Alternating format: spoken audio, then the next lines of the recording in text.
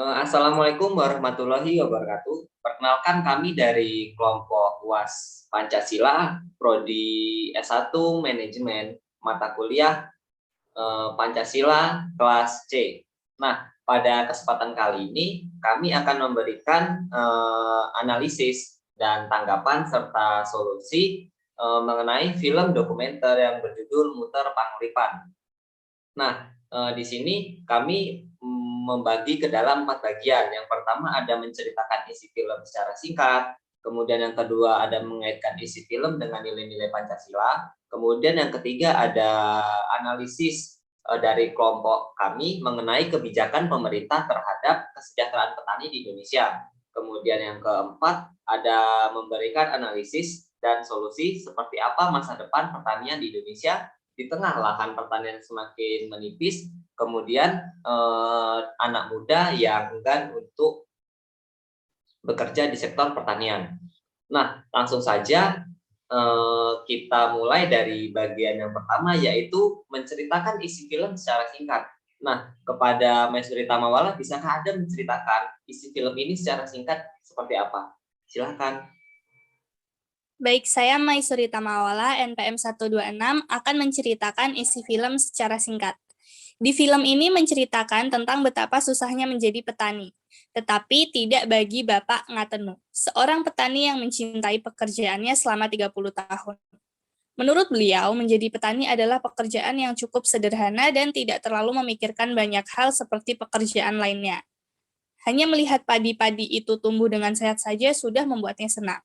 Bapak Ngatenu dikenal sebagai orang yang selalu ceria dan banyak tawa. Hasil panen sebagian dijual dan sebagian lagi disisakan oleh Bapak Ngatenu untuk dijadikan modal kembali. Menurut Pak Ngatenu, menjadi petani adalah hal yang paling pokok karena tidak perlu membeli beras lagi. Dalam bertani, tentu saja ada saat-saat gagal sewaktu panen. Tetapi Pak Ngatenu selalu sabar dengan hal itu. Beliau akan memperbaiki kinerja lagi dan percaya bahwa panen akan lebih baik lagi di musim berikutnya. Orang-orang seperti Bapak Ngatenu inilah yang dibutuhkan untuk negeri ini. Tanpa jasa para petani, mungkin kita akan kesulitan makan nasi untuk kebutuhan sehari-hari. Terima kasih. Nah, kemudian kita lanjut nih pada bagian yang kedua, yaitu apa sih kaitannya isi film tersebut dengan nilai-nilai Pancasila. Nah, kepada Desti, bisakah Anda jelaskan apa saja kaitan-kaitan yang ada di isi film tersebut dengan nilai-nilai Pancasila? Silakan, Desti. Nah, di sini saya ingin menanggapi analisis yang kedua, yaitu mengaitkan isi film dengan nilai-nilai Pancasila. Di Indonesia ini kita memiliki 5 dasar Pancasila, tapi kami cuma mengambil 3 Pancasila saja, yaitu sila pertama. Dalam Pancasila, sila ke-1 yaitu ketuhanan yang Maha Esa. Dalam film tersebut, ketika beliau mendapatkan hasil panen yang baik, beliau bersyukur kepada Tuhan yang Maha Esa, dan apabila terjadi gagal panen, maka bersabar dan nanti dicoba memulai lagi, insya Allah musim depan hasilnya bagus. Dan apabila gagal itu sudah diatur oleh Tuhan Yang Maha Esa, sembari berikhtiar, tawakal, dan berdoa supaya diberikan kelancaran dalam mengolah lahan dan tetap diterima saja apapun hasilnya itu. Sila yang ketiga, dalam film tersebut terdapat kaitannya pada sila ketiga, yang digambarkan adanya kerukunan dan persatuan dalam bertani. Sedangkan sila yang kelima, dalam Pancasila yang kelima disebutkan bahwa adanya keadilan sosial bagi seluruh rakyat Indonesia. Karena itu, petani juga ada di sila kelima. Dalam sila kelima tersebut juga ada lambang padi dan kapas. Padi dan kapas dilambangkan sebagai simbol sandang dan pangan. Dengan adanya lambang tersebut, menafsirkan bahwa rakyat Indonesia harus terpenuhi segala sandang dan pangannya agar semua kesejahteraan rakyat Indonesia bisa merata. Terima kasih.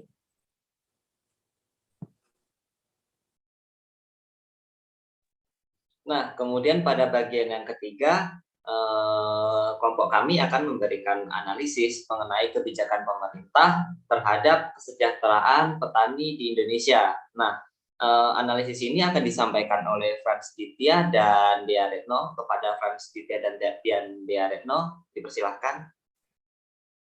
Ya, terima kasih. Saya Frans Ditya Ega Pratama, NPM 170, ingin menjelaskan atau menanggapi tentang kebijakan pemerintah terhadap kesejahteraan petani di Indonesia.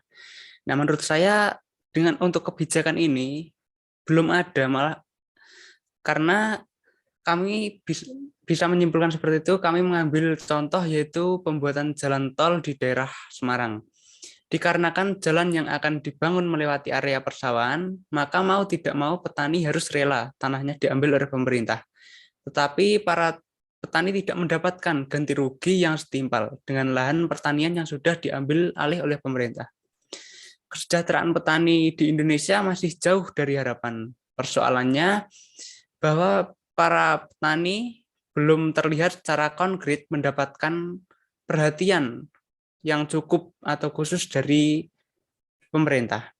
Bisa kita lihat dari berbagai kelompok tani itu sering mengalami persoalan yang pertama mulai dari mereka mengusahakan sektor pertanian itu. Contohnya yaitu mengusahakan bibit yang kualitasnya tidak bisa dijamin, pupuk yang mahal, dan banyak lagi. Ketika masyarakat petani itu berproduksi, tidak ada proteksi atau jaminan bahwa seluruh hasil pertanian mereka itu bisa dijual secara layak dari segi harga. Sekian dari saya, bisa dilanjutkan oleh rekan saya. Saya Deret Nanjani, NPM 153. Di sini saya akan melanjutkan tanggapan dari Frans Ditya tentang kesejahteraan petani di Indonesia. Kesejahteraan petani di Indonesia itu terjamin pemerintah bisa membuat suatu kebijakan.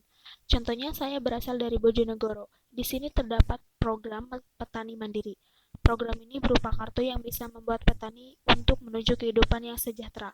Mereka menjadi lebih bergaya dengan adanya program ini. Selain itu, para petani memiliki akses bantuan modal untuk diberikan pupuk dan sarana produksi pertanian, dengan syarat mereka harus bergabung dengan kelompok tani, dan modal akan disalurkan melalui kelompok tani tersebut. Syarat lainnya, petani memiliki lahan tidak lebih dari 2 hektar. Nah, dengan adanya program ini, petani di Bojonegoro dapat menerima manfaat berupa yang pertama mendapatkan bantuan modal berupa barang dengan nilai maksimal 10 juta, yang kedua memberikan akses pelatihan dan pengembangan usaha tani, yang ketiga mendapatkan jaminan pembelian hasil pertanian dari pemerintah kabupaten, dan yang keempat mendapatkan asuransi gagal panen, yang terakhir mendapatkan akses bagi anak seorang petani untuk menempuh pendidikan strata 1. Jadi, memang harus ada kebijakan yang dilakukan oleh pemerintah agar para petani Indonesia mendapatkan kesejahteraan. Mungkin itu saja pendapat dari saya. Terima kasih. Nah, kemudian pada bagian yang terakhir, kelompok kami akan memberikan analisis dan solusi. Seperti apa sih masa depan pertanian di Indonesia di tengah lahan yang semakin lama semakin habis dan anak muda Indonesia yang enggan bekerja di sektor pertanian. Nah, analisis ini akan disampaikan oleh Eva dan solusinya akan disampaikan oleh saya sendiri. Nah, untuk analisisnya silahkan Eva. Saya Eva Indar Tiratnadila, NPM 29, akan memberikan analisis seperti apa sih masa depan pertanian di Indonesia di tengah lahan yang makin lama makin habis dan anak muda Indonesia yang enggan bekerja di sektor pertanian. Nah, pertanian merupakan salah satu mata pencaharian masyarakat Indonesia, namun saat ini sedikit sekali yang bekerja dalam bidang pertanian. Hal tersebut dikarenakan lahan pertanian yang semakin sempit dan kurangnya minat generasi muda dalam bertani. Kemudian, sempitnya lahan pertanian disebabkan oleh penggunaan lahan yang kemudian digunakan untuk membuat bangunan rumah, jalan tol, atau bangunan lainnya. Dan menjadi seorang petani juga memerlukan tenaga yang ekstra, mulai dari proses penanganan hingga panen. Kemudian, budaya masyarakat Indonesia saat ini cenderung menggunakan sesuatu yang serba instan, tanpa mau terlibat dalam proses pembuatannya. Hingga saat ini, banyak yang meninggalkan kegiatan pertanian, khususnya generasi muda. Terima kasih. Nah, kemudian saya akan memberikan solusi terkait masa depan pertanian di Indonesia di tengah lahan yang semakin lama semakin habis dan anak muda yang enggan bekerja di sektor pertanian. Nah, di sini solusinya agar pertanian di Indonesia bisa berjalan dengan baik ke depannya bisa dilakukan dengan cara menjaga dan mengolah lahan pertanian yang saat ini semakin sempit. Nah, baik masyarakat atau pemerintah itu harus sama-sama sadar bahwa lahan pertanian saat ini semakin lama semakin habis. Nah, oleh karena itu kita semua harus mengurangi penggunaan lahan yang berlebihan dalam membangun sebuah infrastruktur seperti jalan atau rumah. Nah, kemudian kita harus mencari atau menciptakan teknologi baru, baik itu dari segi pestisida atau pupuk dan kemudian alat atau mesin dalam membantu kegiatan pertanian agar para petani ini bisa panen dengan hasil yang baik dan mengurangi biaya atau tenaga yang digunakan pada saat melakukan kegiatan pertanian. Nah, selain itu kita semua harus mengajak anak-anak muda untuk turut serta dalam kegiatan pertanian. Nah, kemudian kita harus memberi mereka penjelasan bahwa menjadi petani itu bukan sebuah keburukan, karena banyak sekali pemuda atau pemudi yang minder menjadi seorang petani karena dianggap pekerjaan yang rendahan. Nah, padahal pekerjaan petani ini merupakan pekerjaan yang mulia karena bisa membantu masyarakat Indonesia dari segi bidang pangan. Nah, mungkin itu solusi yang dapat saya berikan untuk masa depan pertanian di Indonesia di tengah lahan yang semakin menipis dan anak muda yang enggan bekerja di sektor pertanian. Nah, kelompok kami sudah selesai menjelaskan pada 4 bagian dari soal UAS Pancasila. Nah, kami mohon maaf jika dalam penyampaian kami ada salah kata dan salah dalam menjelaskan. Kami mohon maaf yang sebesar-besarnya. Kami akhiri. Wassalamualaikum warahmatullahi wabarakatuh. Terima kasih.